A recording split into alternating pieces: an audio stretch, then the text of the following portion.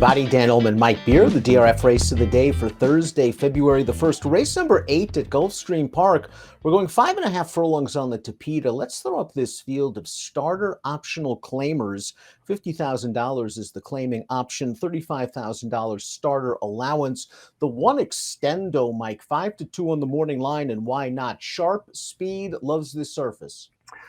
Yeah, the form is pretty good overall. He does have speed from the rail. I don't know that he'll be that short a price in here, Dan, but maybe he should be. His form's hard to knock. It's a competitive group. We take a look at the Timeform US pace projector. Extendo figures to run and gun from the inside post, but the horse to his outside, Nichiren, although he sat just a little bit off the pace last time out, he's also pretty quick from the stalls. I mean, he's got decent speed. They really didn't try to make the lead with him last time in his surface debut. He still got a good trip in that race and ran really well. I don't know how aggressive they'll get with him here, Dan, but they certainly could try to make the lead if they wanted to. He's fast. Extendo has hit the board in all 3 starts since being claimed for $40,000 by Joe Orsino, including this really good performance on turf last time out in a stakes race at Gulfstream, going 5/8 on New Year's Eve. He showed his usual speed from the rail, and he's in control of this thing, turning for home. He's going to finish a pretty good second, Mike, and maybe you could argue he's even better on the synthetic. Maybe you could, although this is a pretty strong performance from this horse. The horse that's going to run him down at the end is also the horse that he faced 2 starts back on this surface, and he was just no match for Panther Island that day. I don't know. That was a good performance. That his overall form, again, it's really hard to knock, and maybe he's the speed of this race.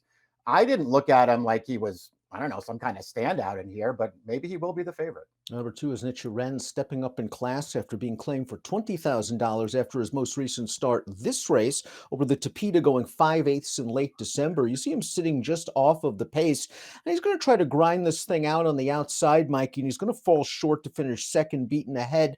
I thought all in all it was a solid performance. I just wonder if he's more effective when you use his speed more. Maybe. I mean, although, just watching this race back, I don't know that you can really say that, Dan. I mean, he ran really well here. He did get a good trip, and he did get run down at the end of the race, but I thought he ran fine in there with a different running style, and at least it offers Junior some options as he takes over this time. They can go, or maybe they can just sit a little bit. I was pretty encouraged by that performance last time. I agree, especially considering the pace was pretty strong. The horses he was chasing going into the stretch, they were nowhere at the wire, and he was right there. You saw the horses that were coming at him late were rallying from the back of the pack. Destin's Mission is up next. This horse is going second off the layoff for John Service, who was 4th last time out. I thought it was a decent enough comeback race, Mike. This horse has been running on synth for most of his career, but I think he might be better on turf. I mean, we'll see. I don't know. His turf form is actually pretty good. He's a speed horse on the grass, it seems like, anyway. Last time, he did get bumped at the start of that race, and it just sort of left him, I think, further back than they probably wanted him to be. All in all, it wasn't, a terrible performance. I'd be willing to give him another one. He's a big price in this race, and I doubt he can beat this field, but I wouldn't be surprised if he ran really well in here. He's another horse that's shown speed in the past, and I wouldn't be surprised if he's right in the thick of things when the field turns for home. The 4 is Super Success, a horse coming off of a nice score over course and distance. This is off a short layoff in late December in a $35,000 beaten claimer. Super Success was pressing the pace throughout, Mike, and I thought he's just very game. It looks like he's got no shot here. This horse on the outside has all the momentum. Super Success refuses to lose. Yeah, I had to fight a little bit off the layoff here, but he actually winds up winning this race pretty convincingly, Dan. He's putting this horse away late. The horse on the outside there's never going to get up to beat him. I thought off of a 3+ month layoff, not a bad performance for this horse.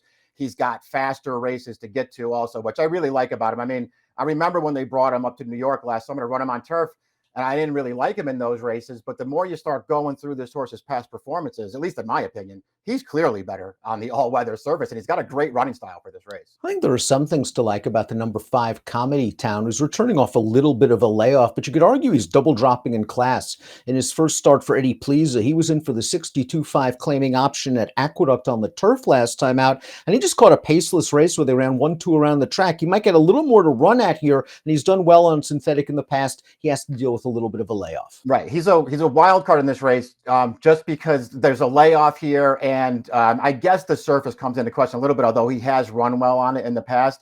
It's just, Dan, he's got some races from 2 years ago that would make him really tough in here, and he just didn't have a good year last year as a 5-year-old.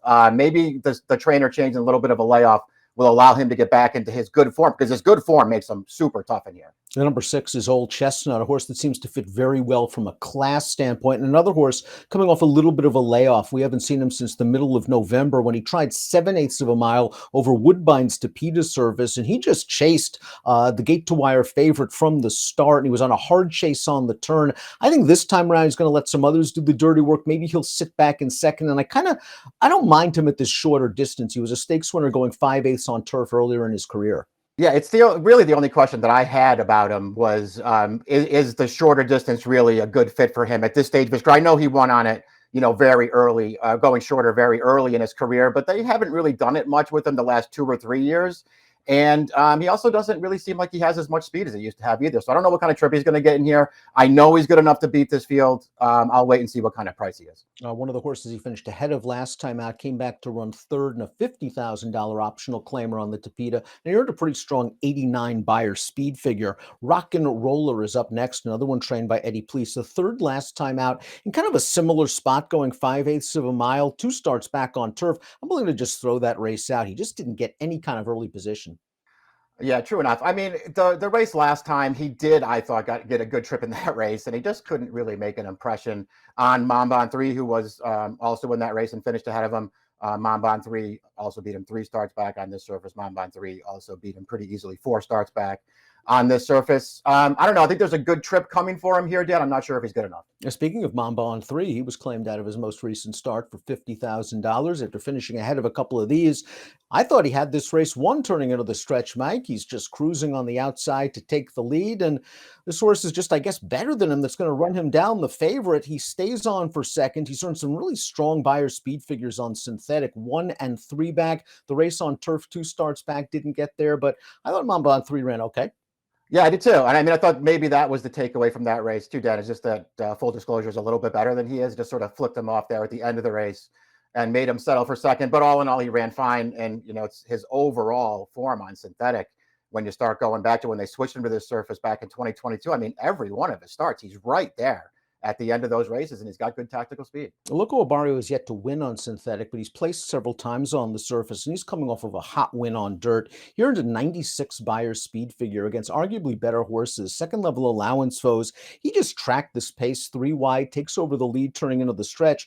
And while you and I are not big fans of the runner-up, the beaten favorite Super Chow, he's a legitimate kind of listed stakes horse on his best day. So Loco Barrio is coming into this race on good form. The surface, which is a little bit of a question mark. It is. Yeah, I'm not a big Super Chow fan, but I'd probably like him in a race like this one.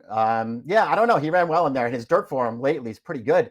He, the 3 starts on synthetic, which were earlier in his career, he ran pretty well in all those races, Dan. And the figures he was earning are very comparable to what he was doing on dirt at that time. I mean, if he's better now and is able to bring that form back over to the all weather, he could be really tough in here. Before we take a look at our top selections, please click the subscribe button on the Daily Racing Form YouTube channel for the latest DRF videos.